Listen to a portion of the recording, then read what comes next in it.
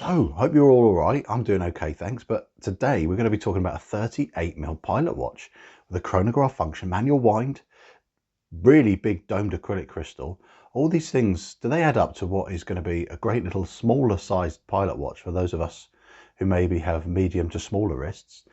And will this suit us? And that's what I think would be interesting to share with you guys. And I hope you enjoy this review. Stick with me because there's lots of stuff I'm going to cover in this review. And I hope you enjoy all of it. I'll see you soon.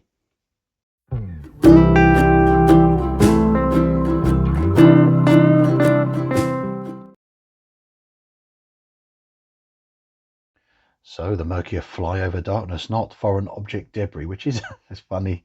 That's associated with aviation apparently. So it's amusing that FOD is being used as a different kind of branding, fly over darkness. So it's kind of visualizing nighttime missions, flying over cities, doing reconnaissance or bombing or dogfights in the air. It's all very aviation themed. It's quite cool. So let's begin with what you get as packaging wise. It's a very similar affair as the previous Merkur I've had. So you're going to get a really nice bit of packaging. It's a zip up hard case with foam and bubble wrap, and you get tags on there. It's wrapped in plastic. You get a user guide, a polishing cloth, and a guarantee card. So nice little setup there. It cost me $211.65 to come from Merkur's own website, which is a great price. It's 15% off at the moment.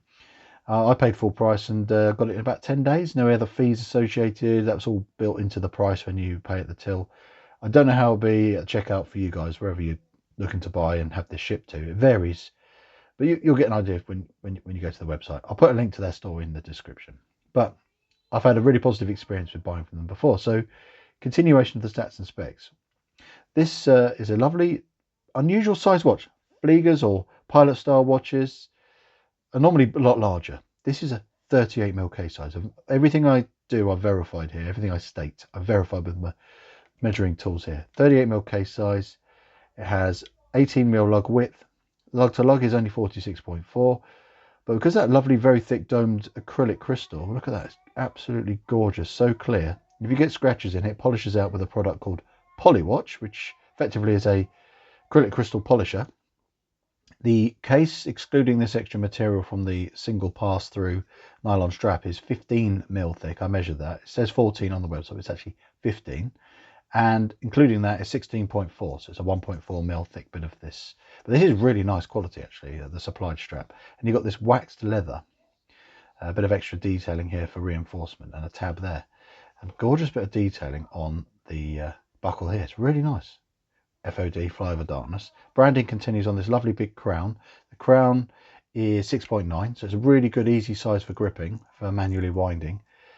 And the movement in here is an ST19, which is fantastic. It's a Seagull. It's a Chinese movement, which origins came from actually a Swiss company, Venus, who sold the machines, etc., and equipment to China, who wanted to make their own movements.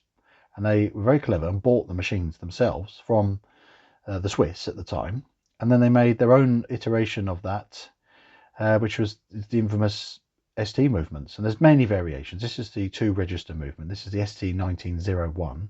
So you have your continuously counting seconds here at the 9 o'clock position. At 3 o'clock, you've got up to 30-minute counter. So you start that by pressing top there, and you're counting going on here, and then you stop it and reset with the bottom button. Easy as that. It's only 30 meters water resistance, which is synonymous with what you get with most pilot watches, unless you crash in the sea, of course. The cool thing about the back, I'm going to just open this up so you can see. Just look at this movement. You've got that gorgeous exhibition case back. This is mineral crystal. It's not sapphire. So if you can hear my son in the background, he likes to be involved in the videos just by singing very loudly. One sec. Sorry, I've just told my son to be quiet. Politely. This has got an AR coating on the, as you see there's like a blue hue to the actual mineral glass on the back, which is really good. But look at that decorated movement. I'm going to have more macros pop up later on when I discuss this more, but it's got gorgeous movement. I'll just show you the functionality. Let's press the right button. There we are. Just watch this. It's just so nice to watch something really functional. Stop and then reset. Oh, it's just a joy to have that. It's really nice to have, like I said, It's only 38mm case size, lug to lug only 46, you know, it's quite chunky and thick. It's an unusual set of specs, but it has got C3 loom. But how good is that loom? You're going to see that shortly. So the next few sections you're going to see is this on the time graph of the movement. How good is it in this one? They're generally quite good. Then you're going to get to see the loom shot, the time lapse. How good is that? And then you're going to get to see this watch outdoors. Then you're going to get to see my final conclusion. There's lots to come. And then I'm going to do a little bit of a strap showcase to show this on a few different straps, to show you a bit of a strap monster this is. So I hope you enjoy the next sections. Stick with me. I'll see you in a moment. So the Seagull ST19 movement, a manual wind. This is fully wound in this watch, and I've worn this a while on and off, so it's worn in, embedded in a little bit, so we get an idea of roughly how good this is running. So we've got a really good amplitude, as you can see here, 283, but it fluctuates a little bit, but that's good. Anything over 270-ish is good, and this, in some of the settings, is over 300. That's a positive. Less than 0.5 beat error overall is good. Generally is only 0.2, 0.3. Happy with that. And we've got a day rate change, fluctuates between +2 and +12. So if you average it out to +6, maybe +7. So overall, this is a healthy movement and it's running really well. This is only 10-minute time lapse because it was almost illegible after 10 minutes. It was really good initially, and then that's it, it was gone.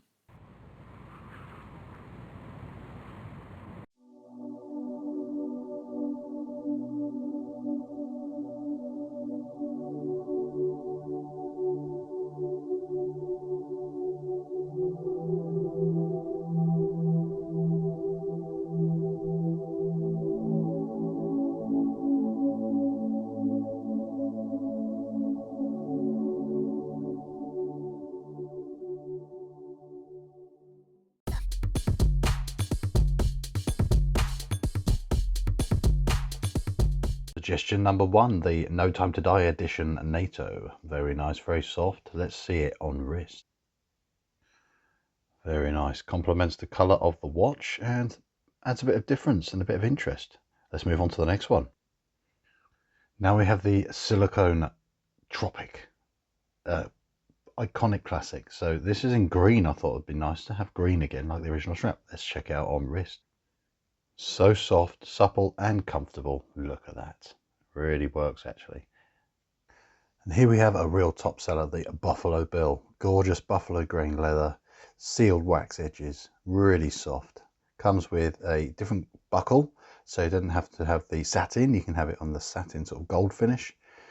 But again, adds to the sort of vintage classic. So the Buffalo Bill on wrist is really comfortable.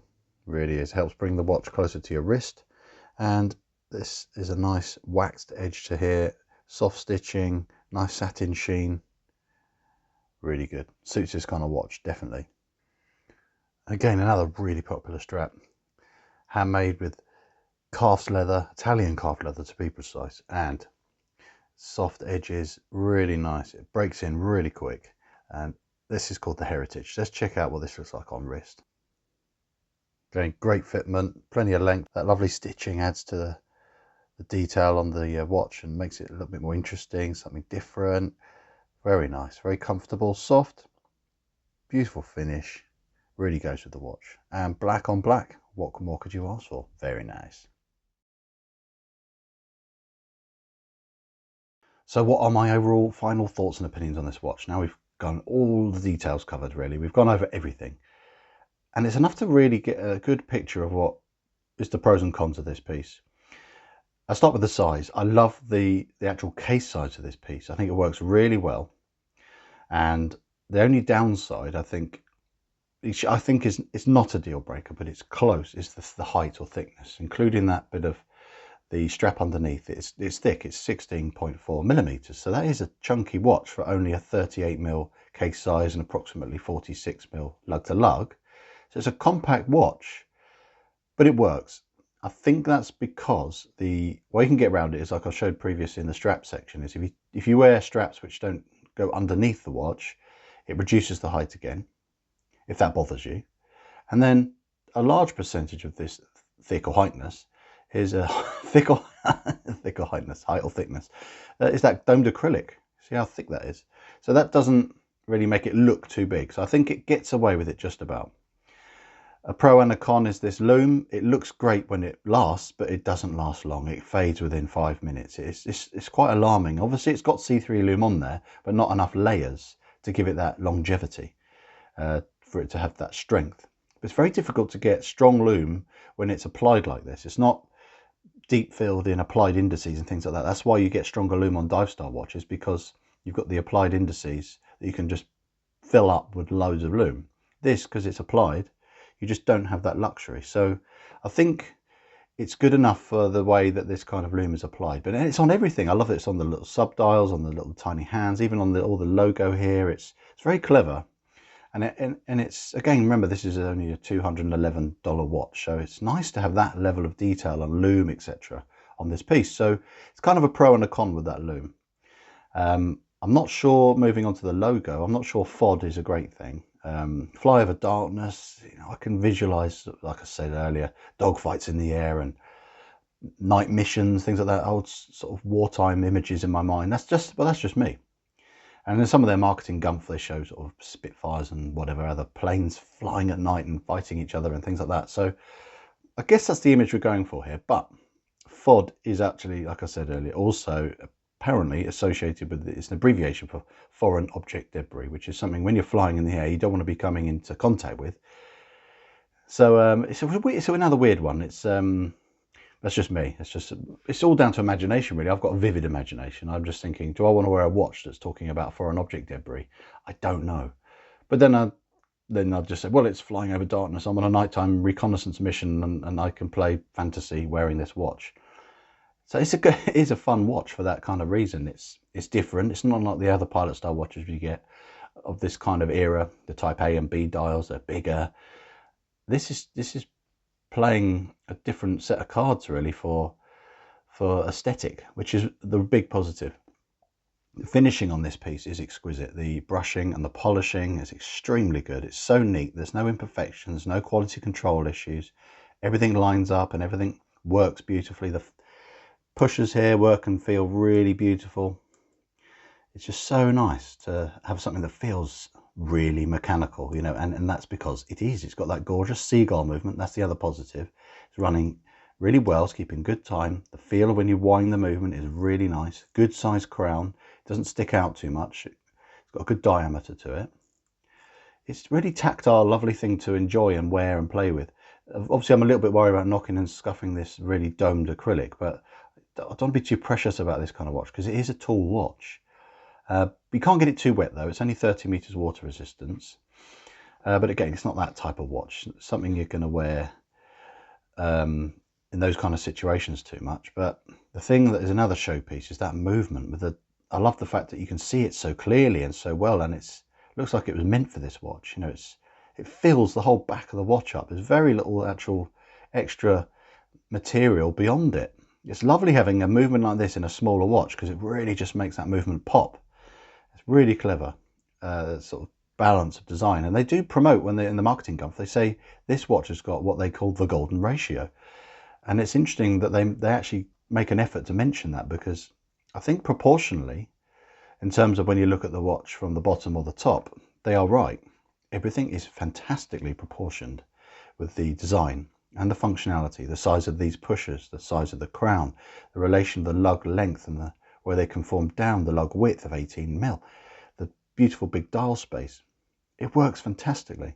But like I said, it's too thick, but not too thick to be a deal breaker for me. I can live with it because when it's on wrist, it's fine. It doesn't feel top heavy.